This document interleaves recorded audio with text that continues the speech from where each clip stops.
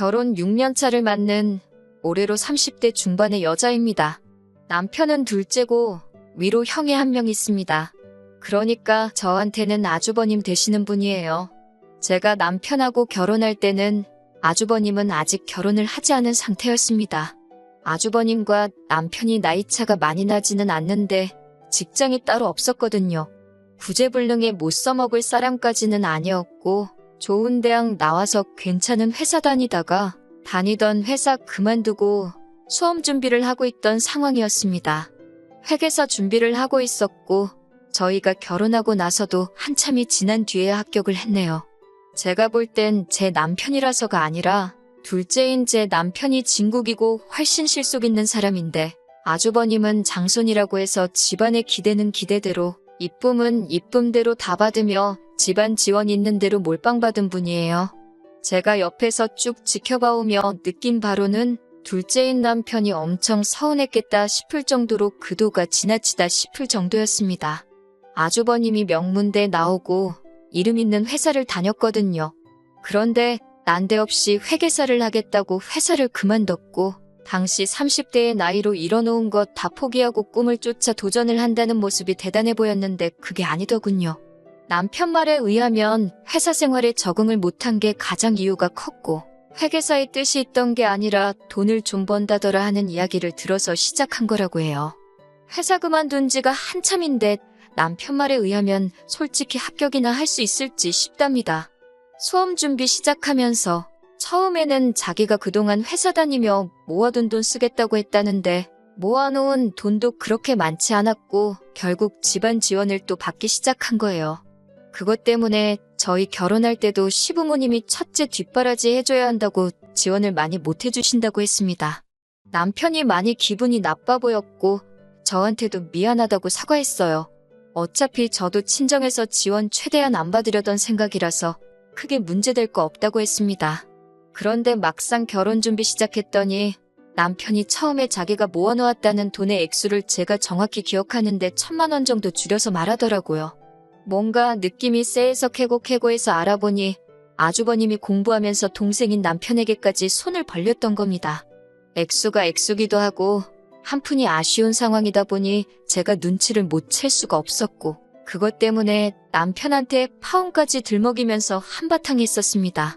여태까지 아주버님 첫째라고 해서 집안 지원 몰빵 받아왔고 아들 결혼하는데도 시부모님이 첫째 해줘야 한다고 너한테 돈 한 푼 해줄 수 없다고 하지 않았느냐. 이런 식으로 벌써부터 가족들한테 돈 주고 하면 네 손에 뭐가 남겠냐고 하면서 남편에게 자꾸 이런 식이면 저는 이 결혼 안 하겠다고 해버렸어요. 받은 것 쥐뿔도 없으면서 평생 가족들 뒷바라지만 하면서 살 거면 나까지 끌어들이지 말고 혼자서 하라고 말이죠. 남편이 그때 정신을 크게 차렸다고 아직도 저한테 그때 그렇게 말해줘서 고맙다고 하고는 합니다. 아무튼 그 덕에 저는 남편을 얻었지만 아주버님과는 잘 지낼 수가 없었네요. 남편한테 손 벌린 사실도 알게 되었고 무엇보다 남편이 앞으로는 아주버님을 도와줄 수 없다고 못을 박아버렸으니 아주버님 입장에서도 제가 엄청 눈엣가시 같은 존재였을 거예요. 다행인 건 동생한테 손 벌린 지 자신이 쪽팔린 줄은 알았나 본지 시부모님한테까지는 나서서 저를 반대하지 못했다는 거예요. 아주버님 딴에는 그 나이 먹고 부모님 등골 빨아먹는 느낌이 들어서 동생한테 돈을 빌린 거고 나중에 성공하면 갚겠다고 하고 남편 돈을 빌린 것 같은데 나중에 이야기하겠지만 그렇게 은혜 갚을 줄 아는 사람은 아니더라고요. 그리고 저희는 결혼을 하게 되었습니다. 집안 지원 다 받고 아직도 시험 준비하고 있는 아주버님을 보면 좋은 대학 나온 건 아니지만 상위권 대학 혼자임으로 졸업하고 취직도 잘하고 자기 분야에서 인정받고 일하는 모습을 보면 대단하기까지 했어요. 그런데도 시부모님은 첫째 하면서 아주버님만 챙겨주지 동생인 남편은 신경도 안 쓰는 게 제 눈에도 보였습니다. 그리고 남편은 그런 부분에 있어서 알게 모르게 마음의 상처를 받고 있구나 하는 느낌이 들 때가 있었어요. 아무래도 그 모습을 보니 제 속이 같이 상해서 그랬나. 제가 어떻게든 남편을 인정받게 해주려고 더 노력을 했었나 봐요. 평생을 그렇게 살아오신 분들인데 제가 어떻게 한다고 바뀌실 분들이 아니란 것도 모르고 지성이면 감천이다 하는 생각으로 진심을 다해 잘하면 언젠가 시부모님이 둘째인 남편도 알아주시지 않겠나 생각을 했습니다. 스스로 나서서 시부모님께 인정받기 위해 더 노력한 건 없지만 정황상 결혼은커녕 변변찮은 직장조차 없던 아주버님을 대신해서 한동안 남편이 장남 역할을 해야 했고 제가 맏며느리 역할을 해야 했었거든요. 첫째 사랑에 눈이 먼 사람이라고 생각했는데 비싼 돈 들여가며 대학 보내고 열심히 공부시켜 겨우겨우 취직시켜놨더니 얼마 되지도 않아서 회사 그만두고 시험 준비만 5년을 넘게 하고 있으니 그걸 지켜보는 시어머니 또한 마음이 말도 아니었나 봐요.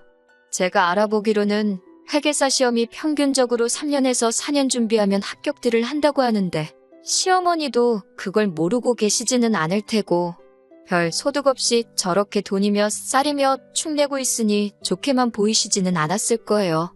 그런데 그 와중에 남편하고 제가 장남 역할에 맏며느리 역할 잘 해내고 가끔씩 찾아뵈서 용돈도 조금 드리고 식사 대접하고 자식돌이를 잘하고 있으니 둘째인 남편을 대하는 태도가 조금 달라지신 느낌이었어요. 이런저런 번거로운 일까지 대신 처리하고 해결해주고 있으니 장손만 애지중지하던 시부모님도 남편의 공을 인정해주기 시작하신 거예요. 남편도 그걸 눈치챘는지 한동안 엄청 좋아 보였고 저도 남편이 좋으니 덩달아 같이 좋았습니다. 그런데 사람이 쉽게 변하지 않는다고 믿는 도끼에 발등 찍힌 정도는 아니지만 남편도 저도 굉장히 실망하게 되는 사건이 있었습니다. 시아버지께서 계단에서 발을 헛디디면서 크게 다치시는 바람에 병원에 길게 입원을 하시게 되었어요.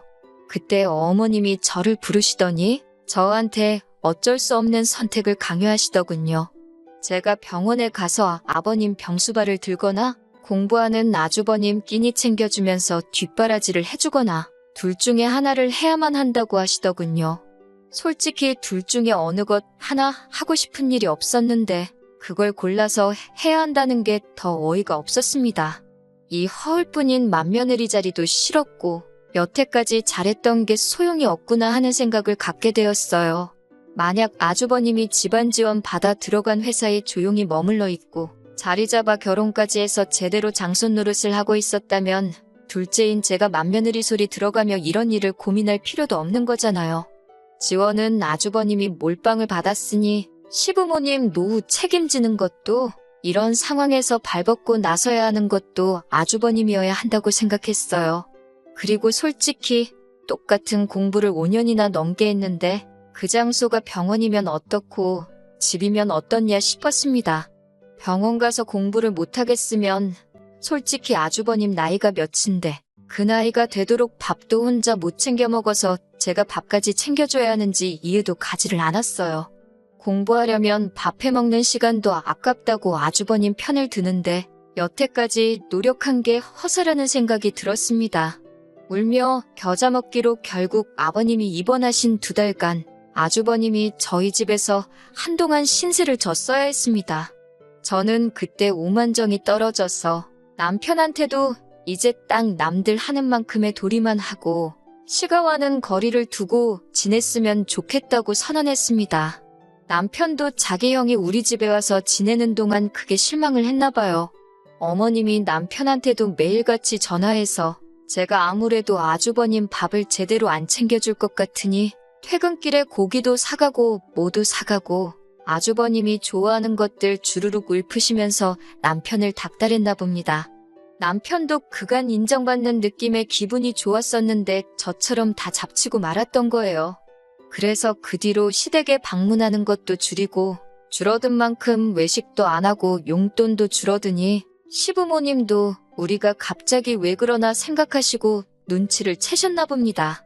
명절날이나 가족들 모인 자리에서 아주버님한테 너도 얼른 공부 마치고 합격해서 자리 잡아야 하지 않겠니 하면서 눈치도 주고 잔소리를 하시기도 하고 동생네 보라고 하면서 저희를 들먹이며 아주버님하고 비교를 하기도 하셨지만 저희들 떠나간 마음은 돌리지는 못했어요. 아무튼 아주버님 그렇게 온 가족 고생시키고 속을 썩이더니 기어코 회계사 시험에 합격을 했습니다. 평균 4년 걸린다는 시험을 8년이나 준비해서 합격했으니 어디 가서 자랑은 못할 거라고 생각했는데 어머님은 아주 동네방네 보라고 아파트 입구에다가 현수막까지 걸어놓으셨더라고요. 어중간한 의사 변호사 하느니 요즘은 회계사가 최고라고 하시면서 자랑을 하시는데 아주버님 하기 나름이겠지만 그것도 좋은 회계법인 들어가야 하는 걸로 알고 있는데 그래도 축하할 일은 축하할 일이고 저도 잘됐다 싶었습니다. 이제 드디어 집안에 장손이 한 사람 몫을 하게 되었으니 저도 남편도 마음의 짐을 덜을 수 있었으니까요. 집안의 뒷바라지가 그만큼 들어갔으니 당연히 기대에 부응을 했어야겠고 시부모님도 집안 지원 몰빵 받은 첫째한테 기대가 컸었을 겁니다. 그리고 남편 또한 결혼 전에 좋으나 싫으나 도와줬던 돈이 있었으니 온 가족이 다 아주버님한테 큰 기대를 했었어요. 그래도 전문직인이 들어간 곳에서 월급이 적은 편이 아니었거든요. 그러니 이제 아주버님이 뭐라도 하지 않겠나 생각하는 게 부당한 기대가 아니고 어찌 보면 당연한 기대였을 거예요. 그런데 아주버님은 취직하고 나니까 입을 쓱 닫더군요. 저까지 포함해서 온 가족 뒷바라지 시키고 고생시킬 때는 언제고 합격하고 나니까 그동안 공부만 해온 삶이 후회가 된다면서 곧장 시댁에서 나가서 독립해서 살기 시작했고 쉬는 날에 시부모님 찾아뵙기는커녕 자기 놀러 다닐 거 놀러 다니고 갖고 싶은 거 사가면서 다 자기를 위해서만 돈을 쓸어 다니기 시작했어요. 본인 때문에 고생했던 가족들한테는 국물 한 방울도 없었고 말입니다. 아주버님이 시어머니한테서 거리를 두려고 한 만큼 시어머니는 저희들한테 더 연락을 자주 하셨어요. 하지만 저희도 당한 게 있으니 거리를 두려고 했습니다. 그 와중에 아주버님이 이제 자기도 정착하고 결혼을 하겠다며 2년 전에 여자를 한 명 집에 데려오게 되었습니다. 아주버님이 시험 준비하면서 쓸데없이 보낸 시간도 있고 해서 나이가 적은 편이 아니라 결혼은 다 했다고 생각했는데 정말 의외였어요. 아주버님이 형님을 집에 처음 소개시켰을 때 집안은 아주 난리도 그런 난리가 없었어요. 아주버님 나이도 많은데 형님은 아주버님보다 2살이 더 많았거든요. 그리고 이미 결혼을 2번이나 다녀온 사람인데다가 중학교 들어간 아들에 이제 4살 되는 딸에서 애가 2이나 딸려 있었습니다. 요즘 이혼한 게 뭐 흠되는 것도 아니고 오히려 아주버님이 결혼한다는 사실이 축하할 일이라고 생각했는데 시부모님은 알아 누우실 정도로 난리가 났어요. 어떻게 키운 장손인데 다녀온 여자를 어떻게 맏며느리로 들이겠냐면서요. 심지어 형님은 결혼하기 전에 아주버님한테 자기 자식들이 소외감을 느낄 수도 있으니 결혼을 하면 애를 갖지 않겠다고 선언을 하셨다는 겁니다. 제가 이해가 가지 않았던 부분은 이미 형님한테는 시다른 자식이 2이나 있는데 자식들이 소외감을 느낀다고 아이를 안 갖는다고 미리 못을 박았다는 점입니다. 더 이상 자기 배불러서 자식을 갖지 않아서 그러는 건지 2번째 남편하고는 둘째 아이를 가졌으면서 3번째 남편인 아주버님하고는 안 된다는 게 이해가 가질 않았네요. 시부모님도 그 말을 듣고 억장이 무너졌는지 다녀온 여자를 맏며느리 삼는 것도 모자라서 이젠 남의 집 자식한테 우리 집 대를 이어주겠네 하시며 아주버님한테 그 결혼을 하면 연을 끊는다니 어쩌니 하면서 아주 난리도 아니었습니다. 그런데 결국 2사람은 결혼을 하게 되었습니다. 형님네가 알고 보니 엄청난 부자였거든요. 아파트 가진 것만 3채를 가지고 있었어요. 배운 게 없어서 젊어서부터 이 장사 저 장사 하면서 돈을 엄청 모았다고 하는데 무슨 장사인지는 말을 안 해주는 걸 보니 떳떳한 장사는 아니었던 것 같습니다. 과거가 뭐 중요한가 싶고 크게 신경 안 쓰려고 했는데 형님한테 조금 실망을 하기도 했습니다. 저는 당연히 2사람이 인연으로 강하게 묶여있고 서로 사랑해서 결혼을 하는 거라 생각했는데 그게 아니었어요. 아주버님은 형님의 재력이 탐이 났던 것 같고 형님도 하는 말이 자기 자식이 학교 가면 엄마 직업 때문에 놀림받고 그런다고 하면서 새아버지를 그래도 사자 들어가는 전문직으로 구하고 싶었다고 하면서 그걸 자랑처럼 저한테 이야기해 주는데 그게 무슨 결혼인가 싶었습니다. 서로 원하는 바를 서로에게서 취할 수 있으니 그걸 윈윈이라고 볼 수도 있었겠지만요.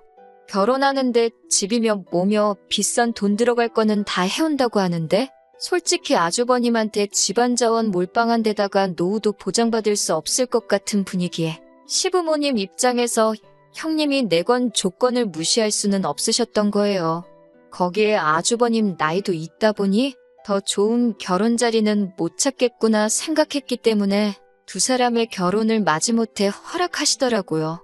저도 이제 드디어 이 지긋지긋한 맏며느리 자리를 내려놓게 되는구나, 마음에 짐 좀 덜고 살겠구나 생각이 들었어요.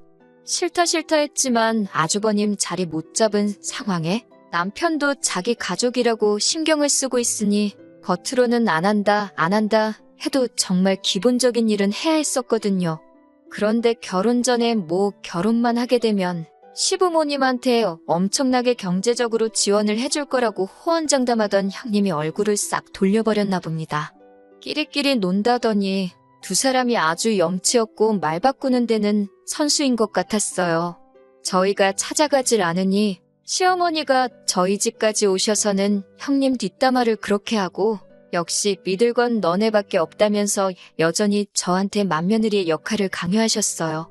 당장 아주버님 직장 없을 때는 식구 늘려서 뭐하냐며 저희 보고 자녀 계획은 천천히 세우라고 하셨던 분들이셨거든요. 그런데 시어머니는 너네도 하루빨리 대를 이을 아들을 가져야지 하면서 손주 타령을 저희한테 하기 시작하셨습니다. 솔직히 저도 아이를 갖기에는 이제 노산이기도 하고 자의반 타의반으로 그동안 아이 없이 생활하면서 남편과 둘이서만 잘 지내도 좋겠다는 생각을 가지고 있었습니다. 그래서 더 이상 아이를 가질 생각도 없기도 했고 더더욱이 아이가 생기면 대를 잇는다느니 내려놓기로 했던 맏며느리 자리마저 다시 저에게 돌아올 것 같아 전혀 할 생각이 생기질 않는데 자꾸 저한테 그런 기대를 하시니 참 알게 모르게 스트레스더군요. 그래도 여태까진 남편이 중간 역할 잘해주면서 이 결혼에 대해서 후회한 적 한 번도 없었는데 장손만 중요한 집구석 둘째와 결혼한 걸 진심으로 후회하게 만드는 일이 생기게 되었습니다. 시어머니께서 꼭 좀 도와달라고 몇 달 전부터 사정사정하신 일이 있어서 거길 제가 대신 다녀오는 길이었습니다. 고생해가며 일을 마치고 서류랑 해서 전해드릴 것도 있고 해서 시댁으로 찾아갔습니다. 어머님은 저보고 수고했다고 하시고 밥 차려줄 테니 밥 먹고 가라고 하시더라고요. 거르기에는 시간도 애매하고 남편도 야근이 예정되어 있어서 저도 그냥 차려주신 거 먹고 그날 식사는 땡쳐야겠다 생각하고 알겠다고 했습니다. 시어머니가 며느리한테 상다리가 휠 정도로 진수성찬을 차려주실 거라고 기대는 하지 않았지만 어디 배달음식 받고 딸려온 밑반찬에 있던 김치 하나를 꺼내주시더니 제 앞에 라면을 냄비째 올려놓으시더라고요. 집에 이것밖에 없다고 하시면서 그 흔한 계란 하나 깨넣어주지 않으셨어요. 파라도 썰어서 올려주셨다면 그렇게 서운하지도 않았을 텐데 정말 그냥 라면 하나 덜렁 끓여서 줄 거라고는 상상도 하지 못했네요. 정 먹을 게 없었으면 먹고 가라는 말을 하지 마시지. 동네 김밥집 하다못해 그냥 짜장면 한 그릇을 시켜주셨어도 그렇게 어이가 없지는 않았을 겁니다. 제가 밥 한 끼 제대로 얻어먹겠다고 제 시간 버려가며 어머님 심부름 한 건 아니지만 이건 해도 너무했다 싶었습니다. 안 먹고 가면 안 먹고 간 대로 뭐라 싫은 소리 할까봐 그 라면을 코로 먹는지 입으로 먹는지 모르게 후루룩 때려넣게 되었네요. 시어머니는 제가 먹는지 마는지 별로 관심도 없어 보였는데 제가 자리에서 일어나니 그때부터 저를 힐끔힐끔 쳐다보길래 왜 그러시나 했습니다.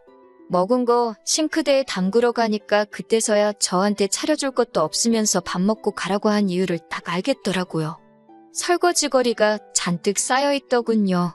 필연적으로 제가 그걸 목격하고 설거지까지 해놓고 갈 줄 알았나 봅니다. 제가 그걸 뭐하러 하겠나요. 저도 눈치 못 챈 척 잘 먹었다. 이제 가봐야겠다 말하고 자리에서 일어나 버렸죠. 시모는 제가 당연히 그걸 하고 갈 줄 알았는지 약간 의외라는 듯이 당황을 하더라고요. 먹은 거 담궈놨냐고 재차 물어보시길래 설거지가 많이 쌓여 있어서 옆쪽에다 그냥 뒀다고 확인 사살을 해드렸어요. 시어머니가 저를 배웅해주는 척 하면서 요즘 어깨가 너무 결린다느니 어쩐다니 하면서 집안일이 힘들다 저한테 넌지시 눈치를 주시는데 더 있다가는 설거지 좀 해달라고 아예 돌직구를 날릴까봐 잽싸게 문 밖으로 나왔습니다. 엘리베이터 타고 내려와 집 쪽으로 가고 있는데 멀리서 누가 저를 부르더라고요. 보니까 형님과 아주버님이었습니다. 아주버님은 저를 원래 안 좋아하니 고개만 까딱하고 인사를 하는데 형님이 괜히 저한테 친한 척을 하더라고요. 형님이 안 그래도 자기 혼자 있을 생각에 갑갑했는데 저를 만나서 반갑다면서 자기 시댁에 있는 동안 말상대나 좀 해달라더라고요. 장사하던 사람이라 그런지 아주 사람 정신을 쏙 빼놓는데 저도 모르게 엉겁결에 붙들려서 다시 시댁에 들어와 버렸어요. 그런데 시어머니는 제가 왔을 때랑은 다르게 아주버님네가 온 사실을 알고는 버선발로 마중을 나오시더군요. 나오자마자 형님 손부터 보는 걸 보니 오늘은 혹시 뭘 준비했나 보려는 것 같았어요. 형님은 그런 어머니 다루는 게 익숙한지 급하게 오느라 오늘은 아무것도 가져오지 못했다고 아쉬운 듯이 상황을 넘기더라고요. 엉겁결에 따라 들어온 제가 집에 갈 타이밍을 못 잡고 있었는데 어머님이 저를 갑자기 부르시더니 거기 가만히 서 있을 거면 자기 좀 도우라고 하면서 베란다 안쪽에 보면 얼마 전에 들어온 옥돔이 하나 있다고 그걸 꺼내와서 저보고 구워내오랍니다. 자기 심부름 대신 해주고 고생해서 들어온 저한테는 고작 라면 하나 끓여줘 놓고서는 돈 많은 아주버님네외한테는 비싼 거 먹여주라는 그 신부도 열받는데 그 식사 준비를 저보고 하라고 하니 어이가 없었습니다. 그래도 그간 저한테 살갑게 대하고 경우가 있다고 생각한 형님도 그 어이없는 상황에 거절하는 그런 모습은 하나도 없고 오히려 식탁에 의자 꺼내서 앉더니 멀뚱히 밥 차려지길 기다리고 있더라고요. 원래부터 저랑 사이 안 좋은 아주버님은 뭐 말할 것도 없고요. 자기가 시댁에 돈 가져다 주는 게 있으니 제가 받는 대우가 당연하다는 듯이 저러고 있는 걸 보니 부하가 치밀더라고요. 그래서 그냥 자리에서 일어나가지고 집으로 돌아와 버렸네요. 제 뒤에다가 대고 뭐라 했는데 너무 열이 받아서 솔직히 뭐라고 했는지 듣지도 못했어요. 그렇게 집에 들어오니 일 때문에 늦는다던 남편이 회사 일이 어떻게 잘 해결되었다며 평소보다도 일찍 퇴근해서 집에 있더군요. 제 표정을 보더니 무슨 일이 있냐고 묻는데 평소였으면 제가 그냥 참고 넘어갔겠지만 그날은 너무 열받아서 다 말해버렸어요. 남편 얼굴이 순식간에 일그러지더니 저보고 당장 시가로 같이 가자더군요. 그렇게 시가에 도착하자마자 남편은 문을 벌컥 열고 들어가선 신발도 안 벗은 채로 그대로 집 안으로 들어가더군요. 그 와중에 옥돔은 직접 구워서 준 건지 생선 대가리랑 뼈만 앙상하게 남아가지고 식탁에 있었고 어머님은 아주버님네 먹으라고 과일까지 내주고 설거지를 하고 계셨어요. 그 와중에도 어머님은 뭐가 그렇게 할 말이 많으셨는지 당신이 기어이 며느리 먹으라고 밥까지 직접 차려줬는데 며느리란 게 시험이 도와서 설거지는 못할 망정 아주 행패를 부리고 돌아갔다고 하면서 저를 나무라기 시작하더군요. 형님도 옆에서 시어머니 거들면서 집안에서 서열도 제일 낮은데 이건 좀 경우가 아닌 것 같네 하면서 말을 보태기 시작했고요. 남편이 형님이 입을 열자마자 넌 좀 닥치고 있으라고 한마디 세게 하더군요. 형님은 물론 옆에 있던 아주버님마저도 남편 기세에 눌려서 깜짝 놀라더니 아무 말도 잊지 못하더라고요. 어머님이 남편한테 말버릇이 그게 뭐냐고 노발대발 하시고 남편은 그동안 쌓여있던 걸 다 쏟아내기 시작했습니다. 지원은 있는 대로 형님한테만 전부 해줘놓고 효도는 똑같이 받으려 하실 때도 자기가 언제 뭐라 한 적 있느냐고. 그런 것 전부 다 견딜 수 있지만 첫째와 둘째에 대한 차별을 가지고 제 아내한테까지 끌고 오는 건 참을 수 없다고 하더군요. 막말로 여태까지 키워주신 것에 대한 도리는 여태까지 한 것만 가지고도 충분히 갚을 수 있을 것 같고 형님이 나한테 1,000만 원 빚진 게 있으니 혹시나 아직 모자란 것 같으시면 형님한테서 받으라고 하더군요. 둘째 장남노릇 맏며느리 노릇하는 거 오늘로 끝내고 어머니가 이 사람한테 형님들 밥 차리라고 시켰으니 이젠 자식 대우가 아니라 어디 식모 부엌대기 대우를 받았으니 자식 노릇하는 것도 오늘로 끝내겠다 선언을 하더군요. 앞으로 효도받을 일 있으면 진짜 자식 찾아 하시라고 말하고, 그래도 이런 말은 얼굴 보고 하는 게 예의인 것 같아 구태여 찾아온 거라고요. 앞으로 얼굴 보고 지낼 일 없을 테니 장손한테 효도 잘 받으시며 건강히 잘 지내라고 말하고 밖으로 나왔습니다. 어머니는 어이가 없다는 듯이 니들이 해준 게 뭐가 있다고 억울하다 큰 소리를 치냐면서 아주 니들끼리 잘 먹고 잘 살라 하십니다. 당신들끼리 잘 먹고 잘 살 테니까 나중에 아쉽다고 찾아와서 바짓가랑이를 붙잡고 기어도 당신은 모른다고 외려 큰 소리를 치시더군요. 그동안 부당한 대우 숱하게 당해왔지만 남편에게 말한 적은 처음이에요. 그리고 남편도 내심 제가 희생하는 거 알고 있었는데 제가 못 참겠다고 처음 말을 꺼내니 과감하게 자기 부모님한테 큰 소리도 낼 줄 알고 솔직히 다시 받습니다. 천륜을 끊어낼 수는 없겠지만 적어도 저를 위해 이렇게 목소리 높일 수 있는 사람이라는데 다시 받고 제가 남자 하나는 잘 골랐구나 하는 생각이 들었네요. 참 사람 일이 우스운 게 돈 많은 아주버님이 있는데 니들이 그래봤자 뭐가 무섭냐는 식으로 나오셨던 시어머니한테서 얼마 전에 전화가 왔네요. 미안했다고 하시면서 남편한테 말 좀 잘 해달라나요. 형님 입장에서는 아주버님이 집안 지원 다 받고 자랐던 건 둘째치고 아주버님이 형님한테 자기 부모님은 동생이 모실 거라고 시부모님 노후 걱정할 필요 없다는 식으로 평소에도 말했었나 봐요. 형님이 보기에도 맏며느리 역할 제가 다 하고 있으니 아주버님 말이 진짜겠거니 믿은 거고요. 그런데 그날 남편이 한바탕 하고 간 꼴을 보니 장사하는 사람이라 그런지 계산이 엄청 빨리 섰나 봐요. 이거 시부모님 쥐뿔도 없는 것 같은데 남편이라고 수험 준비하는 거에 올인해줘서 빼도 박도 못하게 시부모님 노후를 책임져야겠구나 하는 계산 말이죠. 그리고 그 계산 중에 자칫하다간 자기가 힘들게 벌어놓은 돈 가지고 효도를 할 수도 있겠다는 생각을 했는가 봅니다. 적당히 전문직 남편 구해서 신분 세탁하고 자기 자식들 호강시켜주면서 벌어놓은 돈 편하게 쓰려고 했는데 막상 그 돈이 자식들이 아니라 시부모 호강시켜줄 수도 있다는 생각을 하니 아까웠나 봐요. 형님 입장에 이미 이혼을 2번이나 했는데 3번이 뭐가 어려웠겠어요? 형님은 아주버님한테 이혼을 무기 삼아서 시부모님하고 연을 끊던가 갈라서던가 하라고 했답니다. 아주버님은 별로 아쉬운 기색도 없이 시부모님 손절해버리고 형님이 가지고 있는 돈을 택했고요. 집안 지원 다 가져간 첫째한테 효도받으면 노후를 보낼 줄 알았는데 이도저도 아닌 낙동강 오리알 신세가 돼버린 겁니다. 어찌나 칼 같은지 전화해도 통받지도 않고 그동안 뻔질나게 찾아와서 밥 얻어먹고 갔는데 이젠 코빼기도 안 비춘다고 하더라고요. 결국 그날 저녁에 남편한테 이 이야기를 했어요. 솔직히 이 이야기를 전할까 말까 고민 많이 했습니다.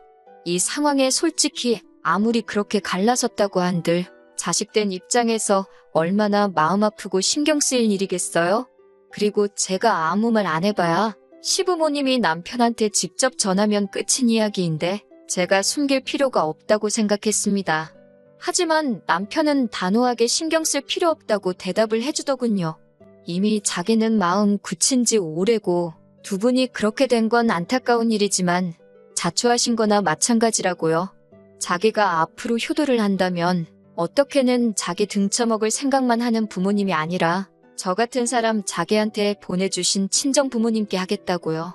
뿌린 대로 거둔다는 말이 무색하게 공들여 지은 자식 농사를 가지고 시부모님은 수확도 못 해보고 옆에 잡초인 줄 알고 그냥 자라게 내버려둔 남편은 이제 줄기를 틔우고 황금열매를 맺었는데 황금열매를 맺은 나뭇가지가 옆집 담장으로 넘어가 버려 수확도 못하고 침만 삼키며 쳐다보고만 계시네요. 저도 믿음직한 남편과 함께 이제 정말 한번 잘 살아보려고 합니다. 긴 이야기였는데 끝까지 들어주셔서 감사합니다.